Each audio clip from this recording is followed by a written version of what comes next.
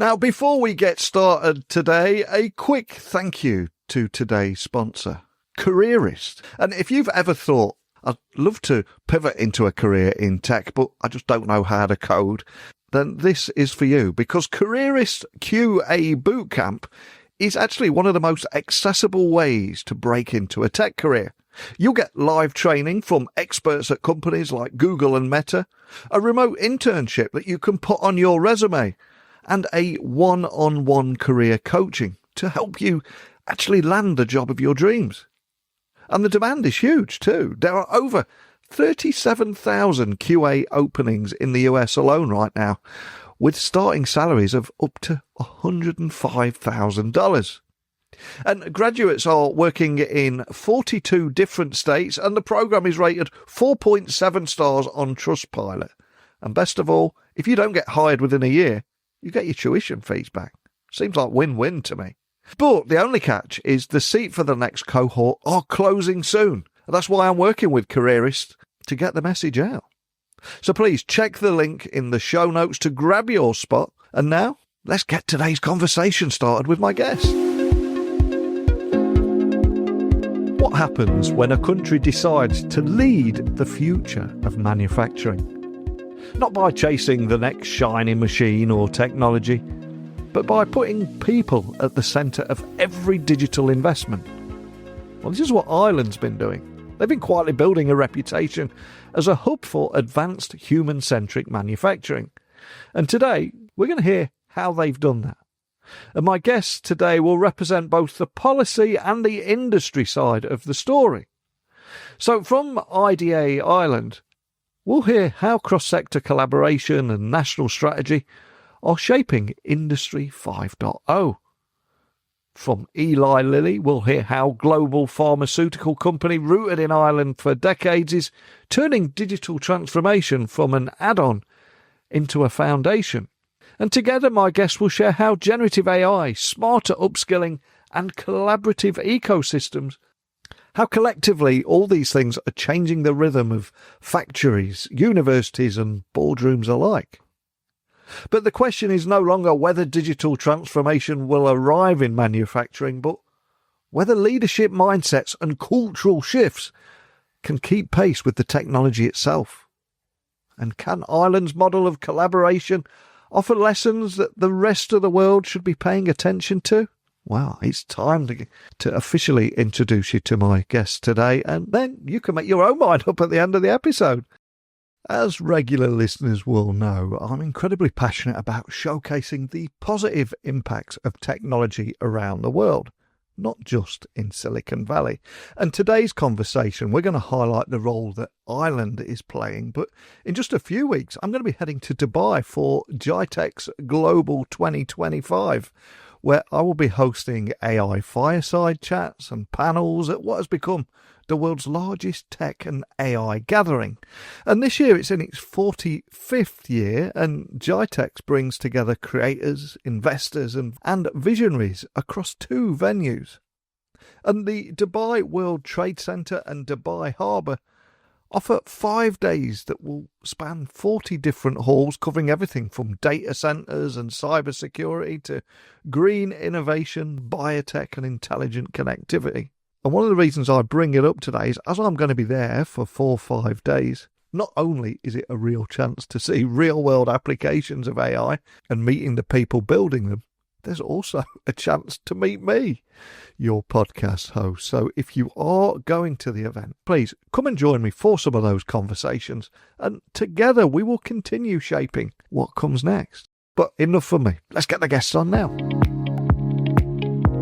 So a massive warm welcome to the show. Thanks for joining me today. Before we begin, can you tell everyone listening a little about who you are and what you do, Chantelle? Sure. Delighted to be here today, Neil, and join the podcast. So my name is Chantelle Kiernan. I manage the Innovation and R&D Department in IDA Ireland. And for your listeners that don't know, IDA Ireland it's a government body that's responsible for attracting foreign direct investment into Ireland. And I guess the role of myself and my team is to really drive transformation enabled through R&D. So we would work across all of our high value manufacturing sector and really use that R&D support as a core enabler of the future direction for the industry. Well, it's a pleasure to have you join me today, Chantelle. Of course, we've got not one, but two guests today. So, Stephen, would you mind telling everyone a little about you too? Yeah. Hi, Neil. My name is Stephen Flannagan. So I work for Eli Lilly and Company. So Eli Lilly, for those who don't know, is a pharmaceutical company and have been located here in Ireland for 45 years coming up to. I'm 21 years with the company and have had a variety of roles from manufacturing and R&D through to leading a lot of our digital transformation over the years. And I'm currently head of engineering for our Kinsale site. Well, it's a pleasure to have you both joining me. I've had a few from IDA Ireland over the years. I think it was Shauna Higgins and Tristan McCullum have been on in the past. But today, I'd love to hear your unique perspectives on the current state of digital transformation in manufacturing in particular, both from a policy and investment side and from the perspective of a global company like Eli Lilly. But I'm curious, what are you seeing here? From our perspective, manufacturing has been a cornerstone of the Irish economy. When you look at what's here, it's phenomenal. We've more than 220,000 individuals employed, responsible for more than 197 billion in exports. And as I mentioned, we have pretty much all of the big high value sectors here. I would say because we have such a long history of manufacturing in the state, we've witnessed multiple iterations of transformation in the past.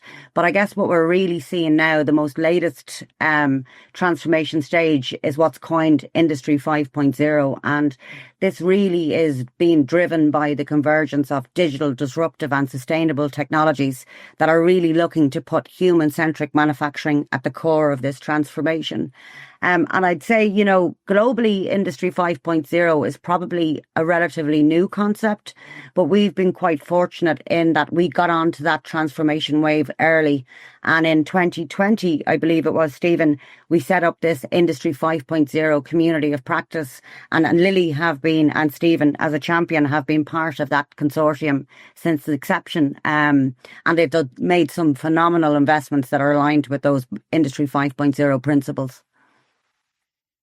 You're right, Chantelle. I think it was 2020. It was one of the first meetings I had outside of the office, fully masked up in Limerick, as we tried to get on with digital transformation in the face of a pandemic. I think at an industry level, the pharmaceutical industry in particular, we've probably been slow to adopt technology over the years, and the digital side of technology in particular being treated almost as an add-on rather than embedded when we invest in new technologies. I think that's been a journey that the sector has been on and has accelerated even since 2020 to where digital technologies now are seen as foundational, and if we were going to be competitive, we just need to embed those from the very start. The processes and equipment sets that we have are data rich, and mining that data is seen as a massive opportunity in understanding our processes better, developing our processes faster, and obviously, ultimately getting medicines to patients more quickly.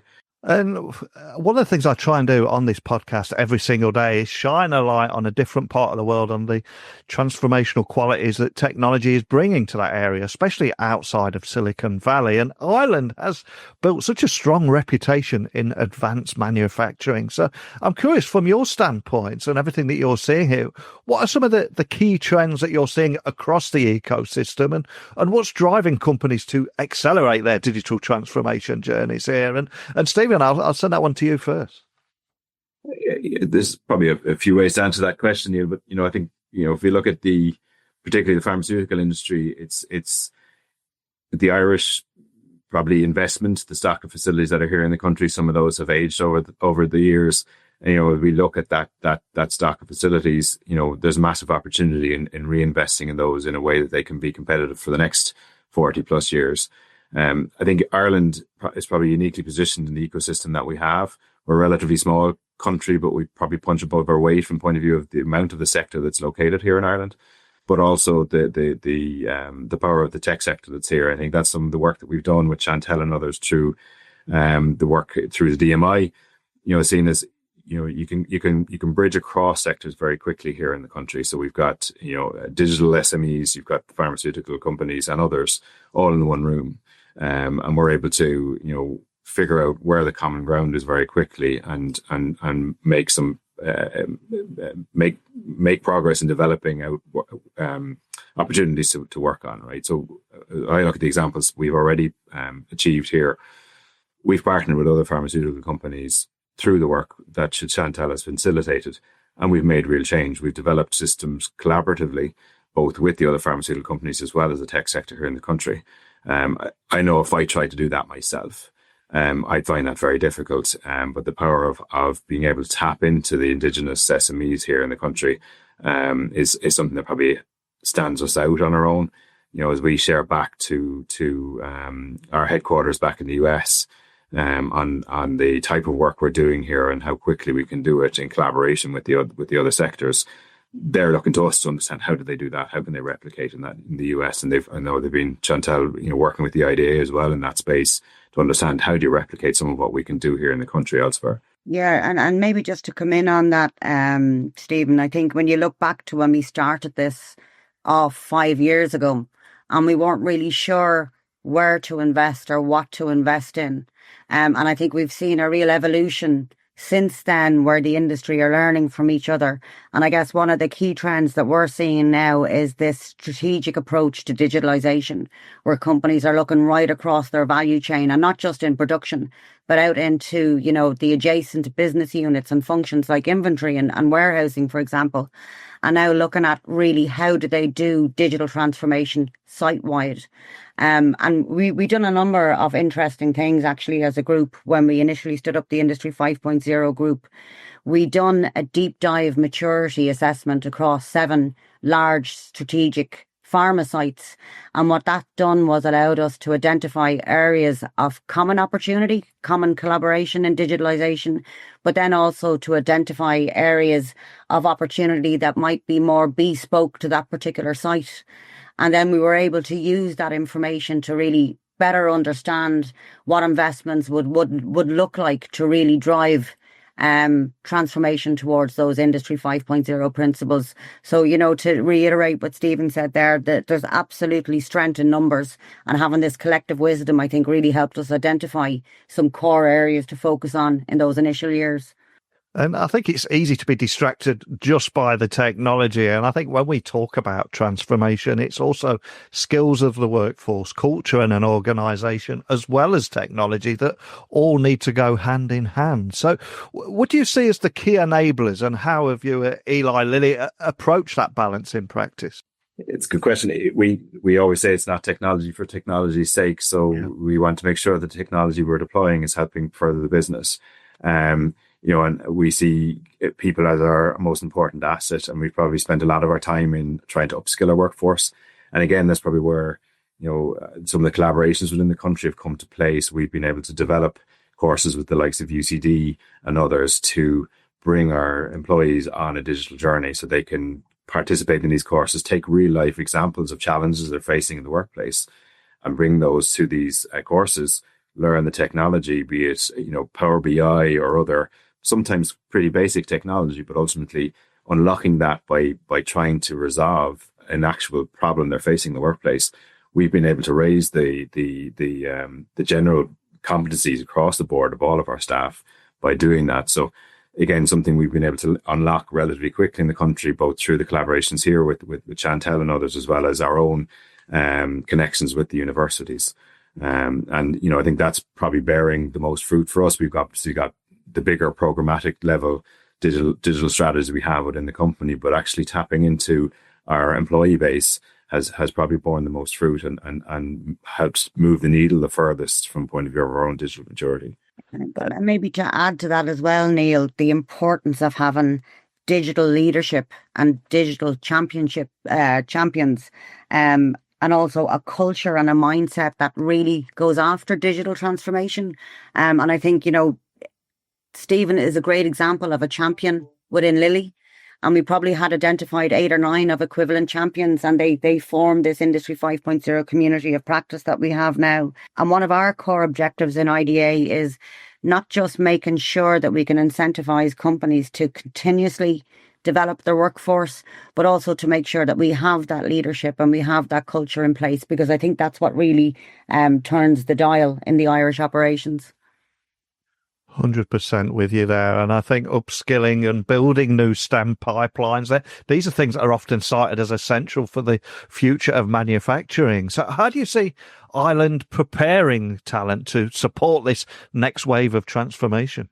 So we actually, within IDA, we have a department whose focus is on talent development and digitalization. And we have a suite of supports that are available to our companies. And these are really about helping them look right across their site, define their future skills needs through a skills needs assessment, and then to work with us, that support and Irish providers, to make sure that they get those actual skills uplifts as and where required, and that they're aligning with future business direction.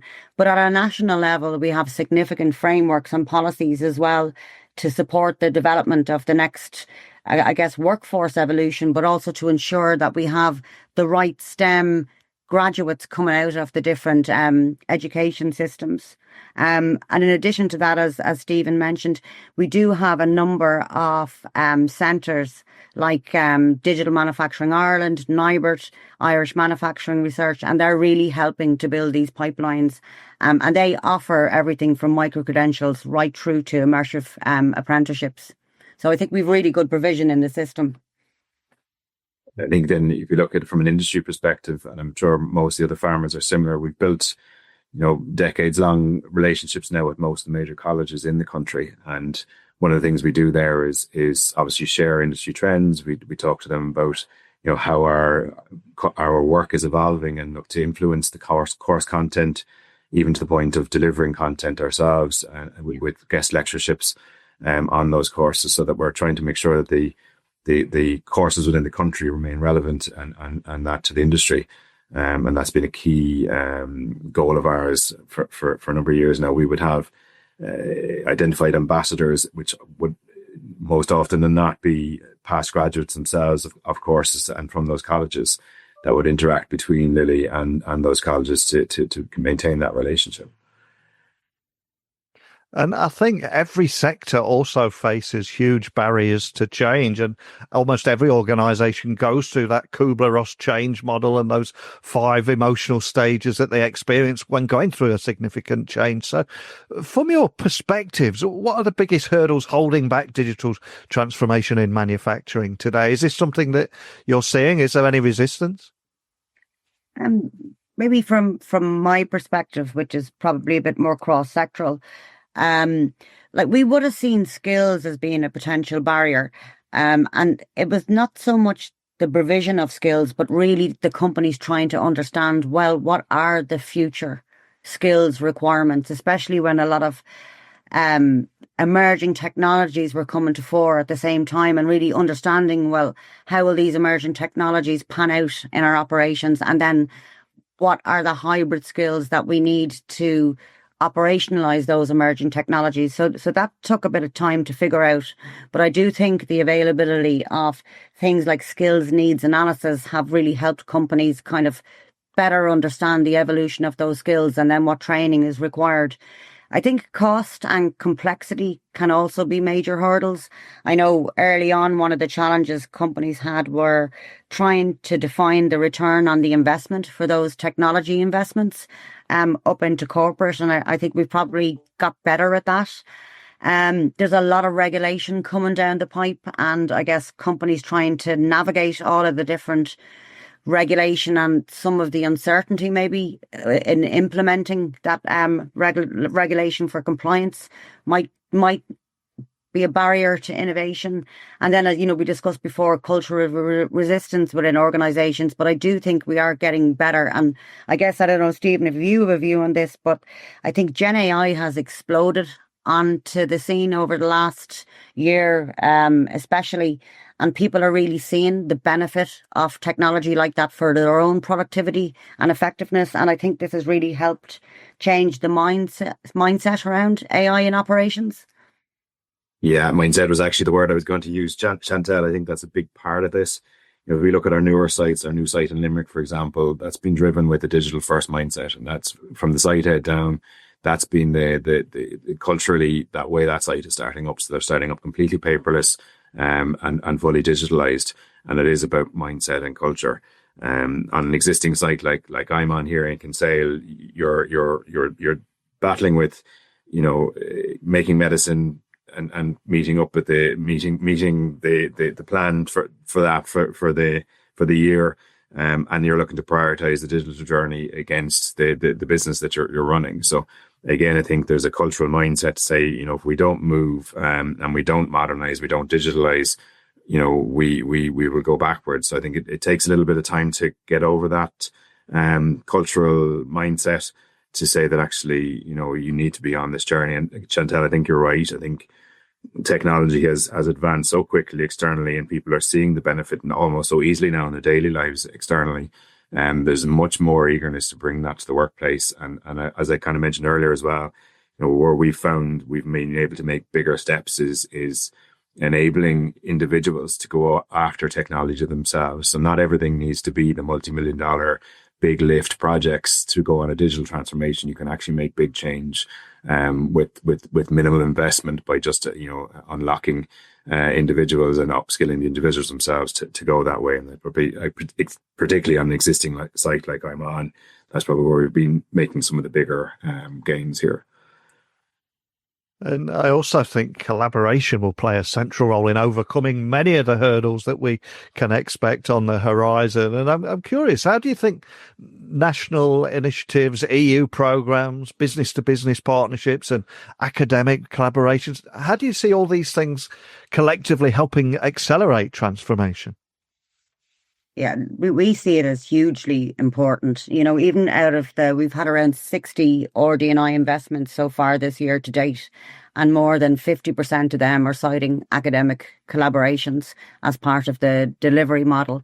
And if you look at centres like DMI, Digital Manufacturing Ireland, NIBRT, the National Institute for Bioprocessing Research and Training, these were purpose-built centres that IDA stood up and funded, and other players like IMR, and they're really playing a critical role in helping companies try and scale new technologies. So test before invest, helping them get a feel for what these look like before they implement and scale the investments. I agree. I think we've probably seen, the ability to collaborate both within the industry in the country here in Ireland is probably at an order of magnitude different from what you would see outside the country.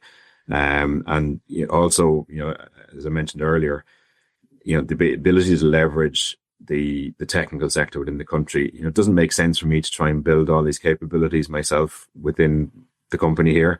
It's not our core business, and it's not what we're best at. So the more that we can look to leverage and build centers of excellence in technology here in the country that multiple sectors, not just the pharmaceutical sector, can tap into, I think that really helps drive on here, because if we each try to independently build our own capabilities, it's just inefficient. Yeah. And as we do collaborate with the other farmers in particular, we find we're all facing the same challenges. We might be different at different parts on the journey, but we all have the similar challenges that we're facing. And I think there's a huge opportunity, and we've seen that through the work with the DMI and others already, that we can collaboratively make steps forward here, which will benefit at a country level, not just at an individual company level. Yeah. Maybe, Neil, just to add to that as well, by way of an example, in October, we're running an event between IDA, the Industry 5.0 Community of Practice, and Brightbeam. And that's about bringing all manufacturing together under one roof. And it's facilitated by Brightbeam, who are experts in Gen AI. And the whole idea is that at a collective level, to try and identify those use cases where Gen AI can bring real value, and the value we get from just having different parts of the manufacturing ecosystem together under one room, collectively discussing a core topic is just invaluable, I believe. And finally, if we zoom out a moment and look ahead to the future of manufacturing, are there any big changes that you expect to see over the next decade? And what steps should we all be thinking about taking now to ensure that we're ready to absorb that change? Because the speed of technological change has never moved this fast, but equally it might never move this slow again. So where do we go from here? From my perspective, and Stephen, be interested in yours, probably see more smarter, greener, and more deeply multidisciplinary approaches to manufacturing. See a lot more investment likely in AI, advanced materials, and sustainable design. And probably keeping on this trajectory of high value, but probably more low environmental impact projects. And, for us, it's really about investing in talent, finding mechanisms to scale collaborative R&D, and making sure that we can build and support agile infrastructure across our manufacturing base. No, I agree. And look, none of us have a crystal ball here, but technology is moving at such a pace that, I think the opportunities are endless. AI and its capabilities and where it's going probably offer the most opportunities of really kind of disrupting how we do everything in our daily lives. And I think we're trying to understand, how do we use that to our advantage in a manufacturing context? When you start getting into the realm of being able to predict failure before it happens, avoid production downtime, have a knowledge management system that can have all of the tacit knowledge we have today locked up in individuals' heads in one place. I could rattle on for a long time, but I think it really is, you're getting to that power now with the digital that if we can figure out how to harness it in the right direction, it could be really transformative for the manufacturing processes in particular. Something I'm probably the most excited about. Mm-hmm. And when we're looking at that speed of technological change, I think it can be quite intimidating, overwhelming and daunting, just trying to keep up to speed with it all. So, Stephen, a question for you here. How do you self-educate? How do you keep up to speed with the pace and keep learning and ensuring that you're ahead of the game and able to lead the way by continuously learning? I'm a big YouTube fan. So from point of view of learning what I need as I need it, my personal life, I do a lot of my own maintenance on my cars and other things like that. And it is being able to pull learning as and when I need it and do it in real time using my phone or whatever it might be. And something we're doing within the company as well. I'm actually heading to the US in a couple of days here. I'm doing a short leadership course on how to best utilize AI, actually. So, I think it's being able to tap into micro learning. And that's probably the piece I've found myself works best for me. And Chantelle, you've had a hugely successful career, and I love how you're using technology and driving Ireland here and digital transformation, etc. And of course, none of us are able to achieve any degree of success without a little help along the way. So to bring us home and finish on an optimistic note here, and is there a particular person that you're grateful towards who maybe saw something in you and helped you get you where you are today? Who would that person be and why? It'd be great to finish the podcast by giving someone like that a shout out. Who would that be? Absolutely. So I'd like to give a special shout out to Breda O'Toole in IDA, and she was my previous manager, and she stood up the innovation department in IDA, which was completely new from first principles. She's a hugely empathetic leader, hugely collaborative, and I really do think that she was instrumental in helping me develop my own leadership style. So thanks, Breda.